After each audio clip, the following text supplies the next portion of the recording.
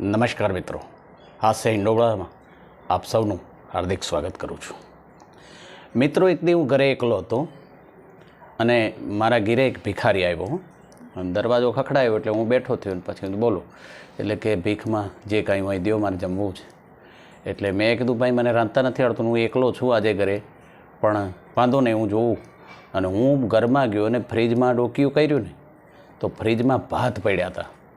એટલે એ ભાત લઈ અને હું એની સામે ગયો અને ભાત દીધા. એટલે આમ મારા હાથમાં એક વાડકો ભાતનો એની સામે ધર્યો એટલે કે ઊભા રહ્યો. 1 મિનિટ ઊભા રહ્યો. આ ભિખારી કહે છે. હવે જોજો દ્રશ્ય કેવું થયું છે. મારા હાથમાં ભાતનો વાટકો છે અને શેઠની જેમ ઊભો છે અને ભિખારીએ ગજવામાંથી ઓપ્પોનો મોબાઈલ કાઢ્યો. ઓપ્પોનો મોબાઈલ કાઢ્યો અને એની ઘરવાળીને ફોન કર્યો કે આજે દાળ બનાવી છે, કઢી બનાવી છે. સામેથી જવાબ દો કઢી છે તો કે લાવો ભાત, વાંધો નહીં.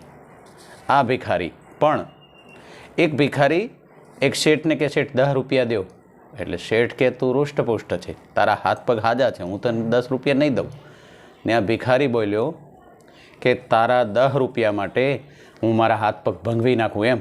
ઉપર લુખેશ મારો બેટો શેઠને લુખેશ કહેતો હતો.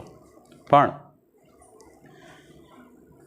એક દી એક ભિખારી અમારી શેરીમાં આવ્યો અને ભિખારી બૂમો પાડતો હતો કે ઓ બેન કોઈ કેક દઈ જાજો, ઓ બેન કોઈ ગુલાબજાંબુ, શ્રીખંડ, પૂરી દઈ જાજો, ઓ બેન દાળ ભાત શાક કઠોળ કોઈ દઈ જાજો.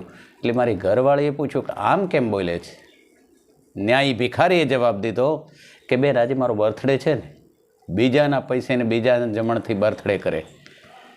પણ એક દી આશ્રમ રોડ ઉપરથી હું હાલ્યો જતો હતો, બાઇક લઈને હાલ્યો જતો હતો ને ધીરે ધીરે જતો હતો. ત્યાં મારી નજર એક ઝાડ નીચે ફૂટપાથ ઉપર એક દાદા બેઠા હતા અને દાદાના હાથમાં વીંજણીઓ હતો. આમ પંખો નાખીને બેહી રહેલા તાપમાં, પેરણ કાઢી નાખેલું અને ધોતી વરાણે બેઠેલા.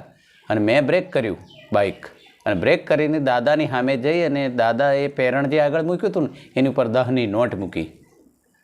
અને હું હાલતો થવા જતો તો ત્યાં દાદાએ કીધું એ પાછો આવ. એટલે હું પાછો ગયો. એટલે મને શું થયું દાદા? તો કે ઉપાડ આ 10ની નોટ ઉપાડી લે. તો મેં કીધું પણ દાદા થયું હું? મેં તમને નહીં, તને ખબર નથી, મારા ઘરમાં જો સામે 10 માળની જે બિલ્ડિંગ દેખાય ને એ મારી પોતાની છે. હું ભિખારી નથી. મારી 10 માળની બિલ્ડિંગ સામે દેખાય એ મારી છે અને ઘરમાં એસી બંધ છે કારણ કે લાઇટ ગઈ છે, એટલે અહીંયા પંખો લઈને બેઠો છું. ભિખારી નથી. એટલે ઘણીક વાર આવી ભૂલ થતી હોય છે. પણ એક દી એક લક્ઝરીનો એક્સિડન્ટ થયો. હવે લક્ઝરીનો એક્સિડન્ટ થયો એટલે બંને લક્ઝરીઓ સામે ઘાણી. એમાં એક ભાઈ બારીમાં બેઠો તો એનો કાન ખડી ગયો. કાન નીકળી ગયો એટલે તો કાળો દેકારો કરવા માંડ્યો. મારો કાન ગયો, મારો કાન ખરી ગયો, મારો કાન લાવો, મારો કાન લાવો. બીજા બધા બૂમો પાડતા એને કરતાં વધુ આ બૂમો પાડે. એટલે કોઈકે દોડીને જઈને 20 ફૂટ આગી લક્ઝરી નીકળી ગઈ હતી, ત્યાં એક કાન પડ્યો તો એ લાવીને એને દીધો કે લે આ જ તારો કાન ને. હવે કાનનું બટકું જાણે પીપળનું પાન હોય એમ લાવીને દીધું કે લે આ તારો કાન ને, હવે બરકા પાડમાં. અને ન્યા બોલ્યો કે ના આ કાન મારો નહીં હો, તો તારો જ ખડી ગયો તો તું જ બોલતો હતો કે મારો કાન લાવો, મારો કાન પડી ગયો, મારો કાન પડી ગયો. તું બોલતો તો બીજા કોઈનો કાન ખાઈ રહ્યો નથી. અને ન્યા ઓલાએ જવાબ દીધો કે આ કાન મારો નથી હો. કેમ? તો કે મારા કાને તો બીડી ટેકવેલી હતી. હવે એ તો કાંઈ વેલ્ડિંગ થોડી ને કરી હોય. Thank you. મારો આ જોક સૌને પસંદ આવ્યો હોય તો ચોક્કસ મારી ચેનલને લાઇક, શેર અને સબસ્ક્રાઈબ કરશો મિત્રો. Thank you very much.